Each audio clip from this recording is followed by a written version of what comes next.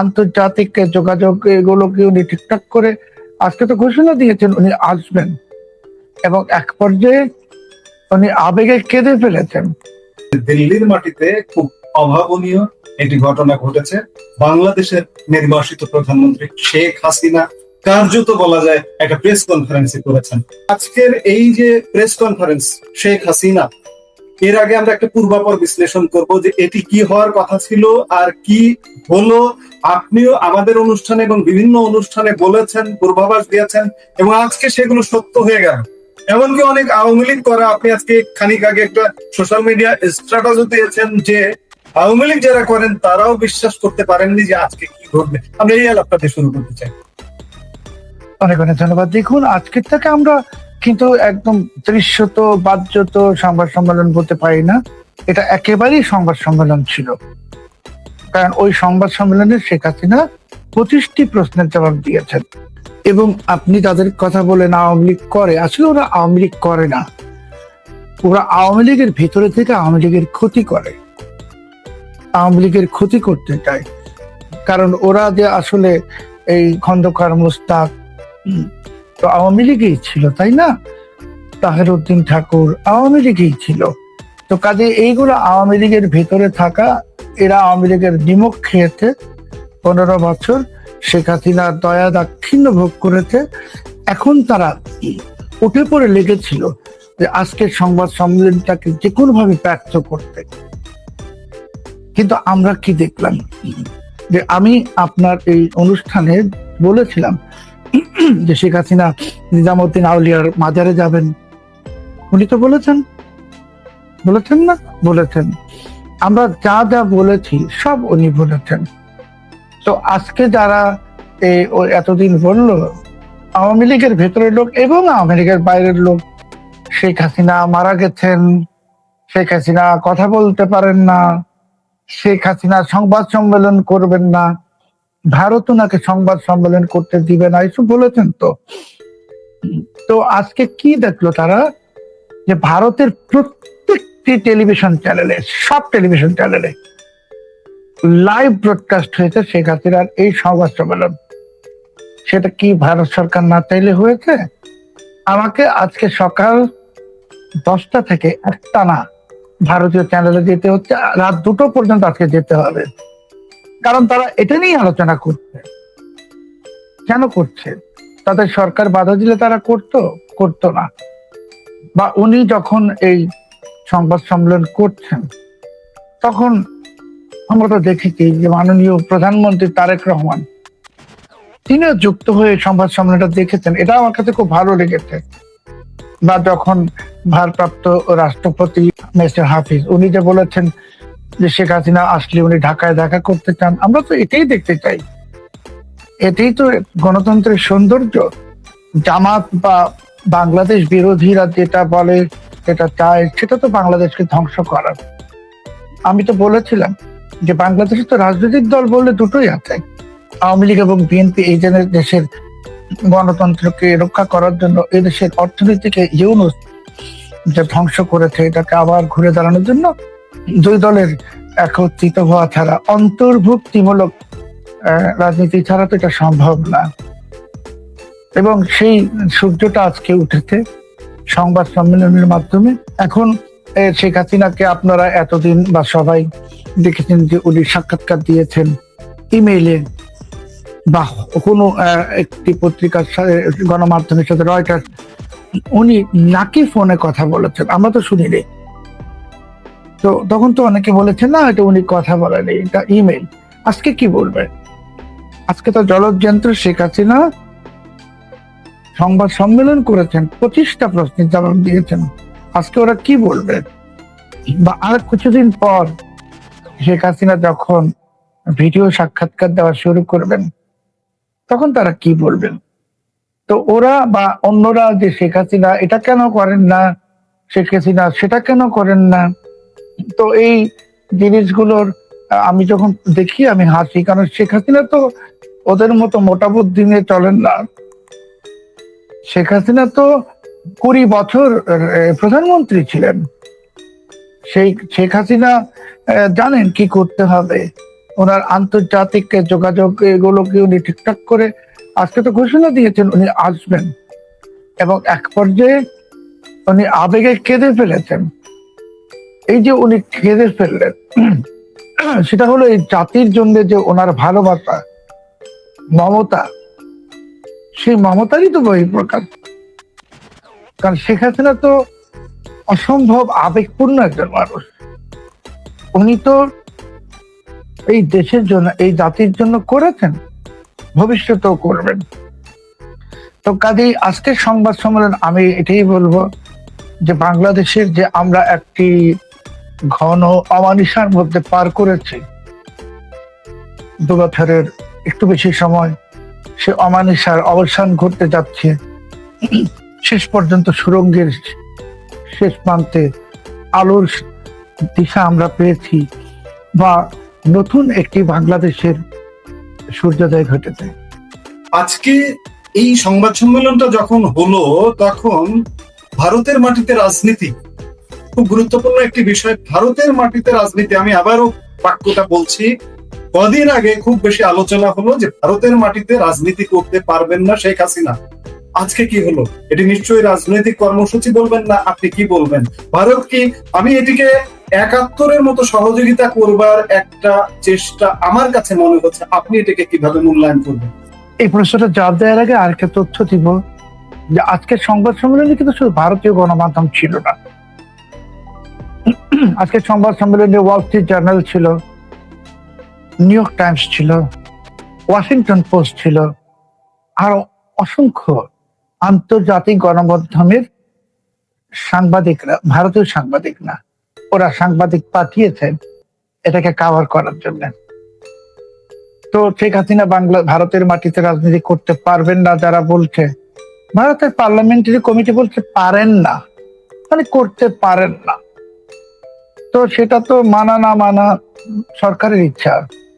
তো উনি তো রাজনীতি আজকে করেন নাই, কিন্তু সংবাদ সম্মেলন করেছেন। সংবাদ সম্মেলন করে উনি বাংলাদেশে যা ঘটছে, যা আমরা বলি প্রতিদিন, সেটাই উনি বলেছেন। উনি ওনার জাতির জন্য কেঁদেছেন। এখানে তো রাজনীতি নাই। উনি তো বলেন নাই যে আমি এটা করব সেটা করব, প্রতিশোধ নেব, বলেছেন? বলেন নাই তো। উনি একজন মমতাময়ী নেত্রী হিসাবে, একজন, আমরা যাকে বাংলায় বলি মুরব্বী, কারণ ওনার যে বয়স, সেই বয়সে তো উনি আসলে অনেকেরই মুরব্বী, তাই না? এবং ওনার যে এই দেশটার প্রতি একটা কমিটমেন্ট, তিনি তো বঙ্গবন্ধুর কন্যা। এই বঙ্গবন্ধুর কন্যা হিসেবে, দেশের অভিভাবক হিসেবে, একজন মমতাময়ী মানুষ হিসাবে, আমি নেত্রী বলবো না, মানুষ, ঠিক আছে না, উনি এসে একটা কথা বলেছেন, এখানে রাজনীতি নাই। উনি ওনার দেশে ফেরত আসতে চাইছেন, এটা রাজনীতি না। উনি কি বলেছেন যে বাংলাদেশ ভেঙে 4 টুকরা করো? তো বলেন নাই তো, ওইটা রাজনীতি। তো উনি তো রাজনীতি করছেন না, উনি ওনার দেশে ফেরত আসবেন, ফেরত আসতে চাইছেন এবং আসবেন, এটা তো উনি বলছেন। এখানে রাজনীতি নাই। আর একটা জিনিস হলো যে ভারত গভর্নমেন্ট কি করবে আর না করবে, সেটা তো ঢাকার কেউ নির্ধারণ করে দিতে পারবে না, সেটা তো ভারত সরকারের ইচ্ছা। তো ভারত সরকারের জন্য, ভারতের জন্য, শেখ হাসিনা সে দেশের জাতীয় নিরাপত্তার জন্য যে অবদান রেখেছেন 15 বছরে, সেই অবদান তো গোটা ভারতবাসী দলমত নির্বিশেষে কৃতজ্ঞতার সাথে স্মরণ করে, শ্রদ্ধার সাথে স্মরণ করে। কিন্তু 24-এর যে অভ্যুত্থান হলো, সেই অভ্যুত্থানের পর আমরা কি দেখেছি?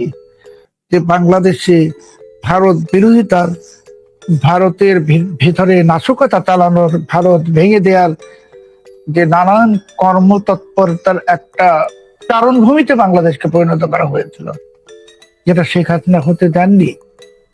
শেখ হাসিনা শুধু ভারতের নিরাপত্তার জন্য করেছেন তা নয়, তিনি এই গোটা অঞ্চলের নিরাপত্তার জন্য উনি করেছেন।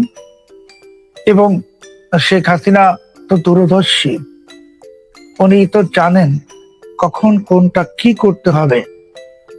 তো কাজে আজকের এই ঘোষণা, আমি এটাই বলবো যে আমরা যারা গোটা জাতি, জাতি বলতে কিন্তু আওয়ামী লীগ না, জাতি বলতে জাতি 18 কোটি মানুষ। কারণ বিদ্যুতের যে 3 গুণ বিল দিতে হচ্ছে, এটা তো বিএনপি যিনি করেন তাকেও দিতে হচ্ছে, যিনি জামাত করেন তাকেও দিতে হচ্ছে।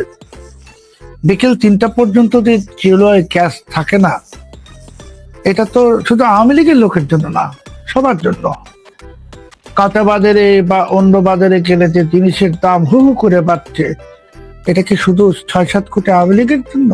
তা তো না, এই কষ্ট তো গোটা জাতির। কাজেই এখন আর আওয়ামী লীগ, বিএনপি, জামাত কোনো কিছুই বিভাজন নাই। এখন একটা জাতি, এই জাতিকে এই অন্ধকার থেকে, এই কালো গহ্বর থেকে উদ্ধার করার একজন মহিরুহের যে প্রতীক্ষা, সেই মহিরু তো আর কেউ না, সেই মহিরু শেখ হাসিনা। আপনার এতক্ষণের কথায় যেটি আমরা বুঝলাম যে দেশ আর পাচ্ছে না, দ্রব্যমূল্য, গ্যাস ইত্যাদি নানা সংকটের কথা বললেন। দেশ আর এই দুঃস্বপ্ন, এই দুঃসময় বহন করতে পারছে না। আমরা শেষ প্রশ্ন করব যে এই অনুষ্ঠানটাকে ঠেকিয়ে দেবার জন্য বাংলাদেশের ঢাকার সরকার থেকে শুরু করে এমনকি এটিও শোনা যায় যে পিআর পর্যন্ত নিয়োগ করা হয়েছে, যে আন্তর্জাতিক গণমাধ্যমের প্রতিনিধিরা যেন সেখানে উপস্থিত হতে না পারেন ইত্যাদি নানাভাবে আটকে দেওয়ার চেষ্টা করা হয়েছিল। আজকের অনুষ্ঠানটি কি প্রমাণ করে যে শেখ হাসিনাকে আর আটকে দেওয়া যাচ্ছে না, তিনি আসছেনই দেশে? দেখুন, আপনি যে সমস্ত অপতৎপরতার কথা উল্লেখ করলেন, ওরা তো এমনকি আপনার সঙ্গে যে আমার কথা হলো এই প্ল্যাটফর্মে এই গত সপ্তাহে, তারা তো এটাকে গুজব বলে মানে প্রচার করার চেষ্টা করলে যে আমরা গুজব ছড়িয়েছি।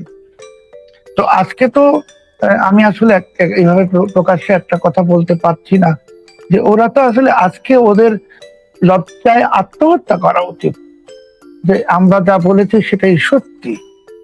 এখন আপনি যদি, আমি একটা ছোট ভাষায় বলি যে জনতা সাগরে জেগেছে উর্মি, কে পারে রুধিতে তারে। জাতি শেখ হাসিনার জন্য প্রতীক্ষায়, জাতি কষ্টে আছে। আমি, আপনি, আমরা, আমার সম্মানিত দর্শকরা, আমাদের তো ভাই অসীম উপার্জন নাই, আমাদের তো কালো টাকা নাই, আমাদের তো অবৈধ পথে আয় করার পথ নাই। তাহলে মন্ত্রীরা বা বড় বড় সাহেবরা, ওনারা হয়তো হাসেন, কারণ ওনাদের অনেক রকম বাড়তি আয়ের পথ আছে। কিন্তু আমি, আপনি, আমরা সবাই, আমাদের যাদের ভাই সীমিত ইনকাম, নির্দিষ্ট ইনকাম, সীমিত বলবো না, নির্দিষ্ট, এর চেয়ে পারে না, আমরা তো কষ্টে আছি। আমরা তো এখন একটা বিদ্যুতের লাইট অন করতে ভয় পাই, বিল উঠছে 3 গুণ, ফ্যানের লাইট অন করতে ভয় পাই 3 গুণ। আর গ্রামে যারা আছেন আমার দেশের মানুষ, তারা তো এমনও, আমার নিজের গ্রামের, সেখানে দিনে 22 ঘন্টা বিদ্যুৎ থাকে না, 22 ঘন্টা।